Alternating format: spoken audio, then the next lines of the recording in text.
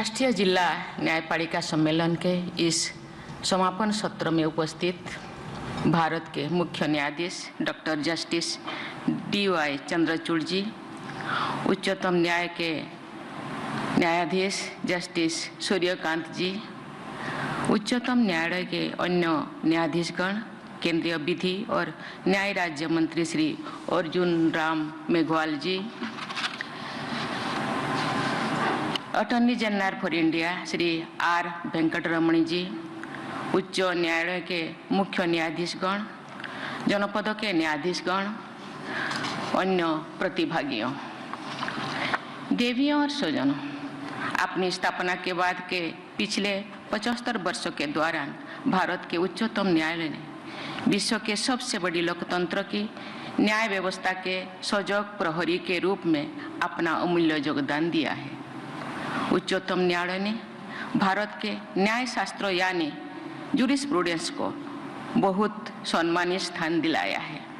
इसके लिए उच्चतम न्यायालय सहित भारतीय न्यायपालिका से जुड़ी वर्तमान और अतीत के सभी लोगों के योगदान की मैं सराहना करती हूँ।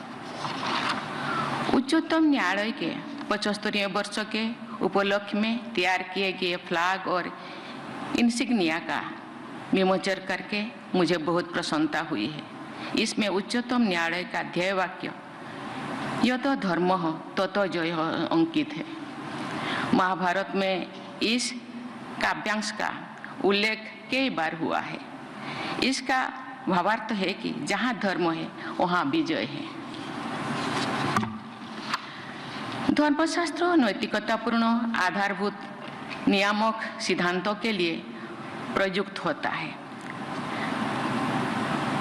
धारणात् धर्म इत्याहु धर्म धारयति प्रजा, अर्थात जो सभी व्यवस्थाओं को धारण करता है यानी आधार देता है वो धर्म कहलाते हैं। धर्म ही प्रजाओं का आश्रय देता है। ये कहा जा सकता है कि न्याय और अन्याय का निर्णय करने वाला सभी न्यायालय धर्म क्षेत्र है। जिसकी तरफ धर्म अथवा न्याय हो उस पक्षकार को विजय सुनिश्चित कराना ही उच्चतम न्यायालय का ध्येय वाक्य है और इसीलिए भारत की पूरी न्यायपालिका का आदर्श वाक्य भी है। मुझे ये जानकर प्रसन्नता हुई है कि अपनी स्थापना के 75 वर्ष पूरे होने के अवसर पर उच्चतम न्यायालय द्वारा ऐसे अनेक कार्यक्रम आयोजित किए गए हैं जिनसे हमारी न्याय व्यवस्था के प्रति लोगों का विश्वास और जुड़ाव बढ़ा रहे हैं। ऐसे आयोजन के लिए मैं भारत के मुख्य न्यायाधीश के नेतृत्व में सक्रिय उच्चतम न्यायालय की पूरी टीम की सराहना करती हूँ। देवियों और स्वजनों, न्याय के प्रति आस्था और श्रद्धा का भाव हमारी परंपरा का हिस्सा रहा है। हिंदी के महानतम कथाकार मुंशी प्रेमचंद की एक कहानी पंच परमेश्वर लगभग सभी भारतीय भाषाओं और अंग्रेजी में भी उपलब्ध है। इस कहानी में गांव के लोग जिस व्यक्ति को सरपंच बनाते हैं उसके विचारों को मैं उद्धृत करना चाहती हूँ। वो कहता है, मैं इस वक्त न्याय और धर्म के सर्वोच्च आसन पर बैठा हूँ। मेरे मुंह से इस समय जो कुछ निकलेगा वो देववाणी के सदृश है और देववाणी में मेरी मनोविकारों का कदापि समावेश ना होना चाहिए। मुझे सत्य से जो भर भी टालना उचित नहीं है। मुंशी प्रेमचंद कहना चाहते हैं कि न्यायाधीश को न्याय करते समय निष्पक्षता की उच्चतम क्षमता विकसित करनी चाहिए। हमारे देश के प्रत्येक न्यायाधीश हर एक जुडिशियल ऑफिसर्स पर सत्य, धर्म और न्याय की प्रतिष्ठा करने का नैतिक दायित्व है। जनमत के स्तर पर यह नैतिक दायित्व न्यायपालिका का दीप स्तंभ है। दूध का दूध और पानी का पानी करने का निर्खिर विवेक आप सबसे अपेक्षित है। देवियों और स्वजनों, मुझे ये जानकर प्रसन्नता हुई है कि उच्चतम न्यायालय ने 29 जुलाई से 3 अगस्त तक विशेष लोक अदालत सप्ताह का संचालित किया। मुझे विश्वास है कि ऐसे उपयोगी कार्यक्रम की श्रृंखला में आयोजित ये राष्ट्रीय जिला न्यायपालिका सम्मेलन न्याय सबके द्वार तक पहुंचाने के लक्ष्य को प्राप्त करने में सहायक सिद्ध होगा। मुझे लगता है इसी तरह के आयोजन हर 2 महीने में या 3 महीने में होना चाहिए। हमारे पास इतने सारे पेंडेंसी है, शायद ऐसे करने से उस तरह के समस्या से हम आहिस्ता आहिस्ता दूर कर सकते हैं। जनपद स्तर के न्यायालय ही करोड़ों देशवासियों के मस्तिष्कों में न्यायपालिका के छवि निर्धारित करते हैं। इसलिए जनपद न्यायालय द्वारा लोगों को संवेदनशीलता और तत्परता के साथ कम खर्चों पर न्याय सुलभ कराना हमारी न्यायपालिका की सफलता का आधार है। देवियों और स्वजनों, मुकदमे की पेंडेंसी और बैकलॉग न्यायपालिका के समक्ष बहुत बड़ी चुनौती है। इस समस्या को प्राथमिकता देकर सभी हितधारकों को समाधान निकालना है। मुझे ये जानकर प्रसन्नता हुई है कि इस सम्मेलन के एक सत्र में केस मैनेजमेंट से जुड़े कई आयामों पर चर्चा हुई है। मुझे विश्वास है कि इस चर्चाओं के व्यवहारिक परिणाम सामने जरूर आएगी।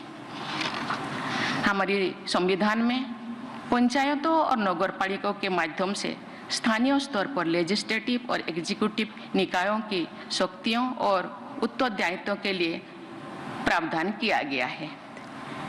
क्या यही प्रावधान इन्हीं के समतुल्य स्थानीय स्तर पर न्याय व्यवस्था के बारे में भी सोचा जा सकता है? स्थानीय भाषा तथा स्थानीय परिस्थितियों में न्याय प्रदान करने की व्यवस्था करके शायद न्याय सबसे द्वार तो पहुंचाने के आदर्श को प्राप्त करने में सहायता होंगे। मुझे लगता है कि इस सम्मेलन में जनपद न्यायाधीश के साथ साथ सभी उच्च न्यायालयों के मुख्य न्यायाधीशों की भागीदारी से जनपद स्तर की न्याय प्रक्रिया को बाधित कर रही समस्याओं के व्यवहारिक समाधान स्पष्ट हुई होगी।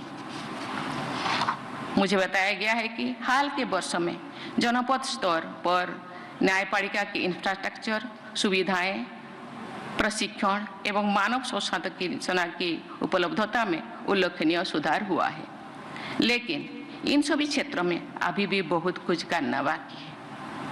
मुझे विश्वास है कि सुधार के सभी आयामों पर तेजी से प्रगति होनी चाहिए। मैं एक अच्छे बदलाव का विशेष उल्लेख करना चाहती हूँ। मुझे ये जानकर बहुत प्रसन्नता हुई है कि हाल के वर्षों में जुडिशियल ऑफिसर्स के चयन में महिलाओं की संख्या बढ़ी है। इस वृद्धि के कारण कई राज्यों में कुल जुडिशियल ऑफिसर्स की संख्या में महिलाओं की संख्या 50% से कहीं अधिक है। मैं आशा करती हूँ कि न्यायपालिका से जुड़ी सभी लोग महिलाओं के विषय में पूर्वाग्रह से मुक्त विचार, व्यवहार और भाषा के आदर्श उदाहरण प्रस्तुत करेंगे। हमारी न्यायपालिका के समक्ष ऐसे अनेक चुनौतियां हैं जिनके समाधान के लिए सभी हितधारकों को समन्वित प्रयास करना होगा। उदाहरण के लिए एविडेंस और विटनेसेस से जुड़े मुद्दों पर न्यायपालिका, सरकार और पुलिस प्रशासन को मिलजुल कर समाधान निकालना चाहिए। देवियों और स्वजनों, ये हमारे सामाजिक जीवन का एक दुखद पहलू है कि कुछ मामले में साधन संपन्न लोग अपराध करने के बाद भी निर्भीक और निश्चत घूमते रहते हैं। जो लोग उनके अपराधों से पीड़ित होते हैं वे डरे से में रहते हैं, मानो उन्हीं विचारों ने कई अपराध कर दिया है। महिला पीड़िताओं की स्थिति और भी खराब होती है क्योंकि प्रायः समाज के लोग भी उनके साथ नहीं देते। कभी कभी मेरा ध्यान कारावास कट रही माताओं के बच्चों, तथा बाल अपराधियों की ओर भी चला जाता है। उन महिलाओं के बच्चों के सामने पूरा जीवन पड़ा है। ऐसे बच्चों के स्वास्थ्य और शिक्षा के लिए क्या किया जा रहा है, इस विषय पर आकलन और सुधार हमारी प्राथमिकता होनी चाहिए। बाल अपराधी भी अपने जीवन के आरंभिक चरण में होते हैं। उनके चिंतन और मानसिक स्वास्थ्य में सुधार के उपाय करना, उन्हें जीवन यापन हेतु लाभकारी कौशल प्रदान करना एवं उन्हें निःशुल्क कानूनी सहायता उपलब्ध कराना भी हमारी प्राथमिकता होनी चाहिए।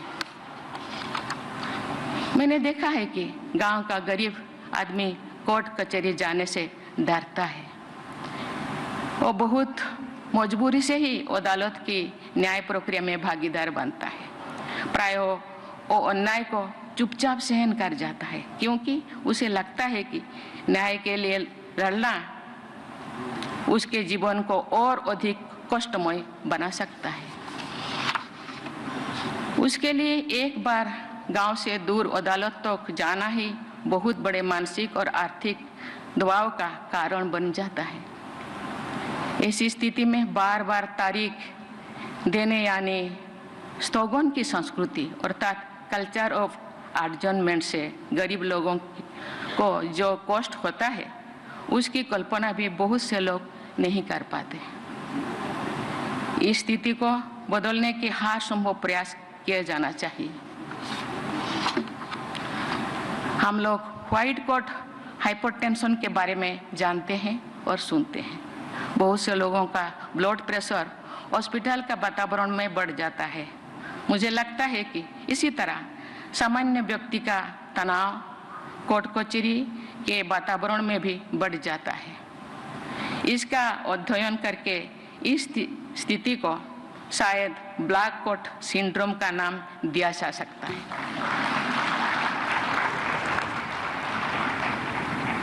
अदालत में सामान्य लोग घबराहट में प्रायः अपने पक्ष में बातें भी नहीं कह पाते हैं जो वे अच्छी तरह से जानते हैं और कह सकते हैं, लेकिन कह नहीं पाते।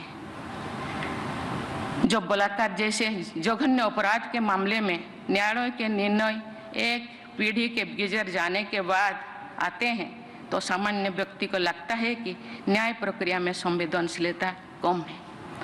मैं आपको एक बार में कही थी कि गांव के लोग, गरीब लोग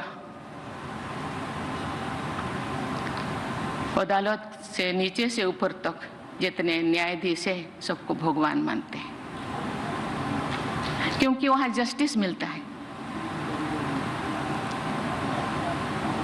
साधारण में एक कहावत है, भगवान के घर देर है लेकिन अंधेरा नहीं।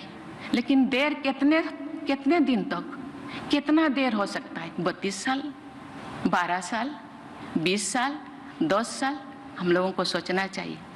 तब तक जिसको न्याय मिलेगा 32 साल के बाद शायद उनके चेहरे से मुस्कान ही खत्म हो जाएगा, जिंदगी ही खत्म हो जाएगी। इसके बारे में बहुत सी गहरे से सोचना चाहिए।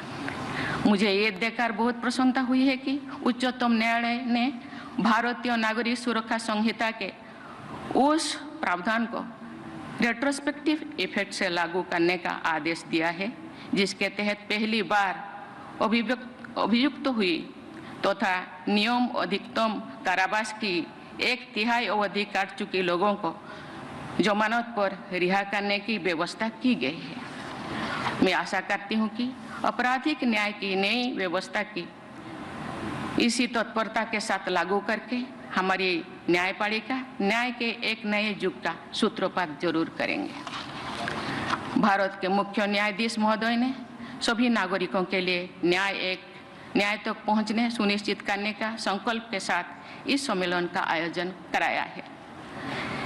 न्याय सुलभ करने का ये संकल्प सिद्ध हो, इसी शुभेच्छा के साथ मैं अपनी वाणी को विराम देती हूँ। जय हिंद, जय भारत।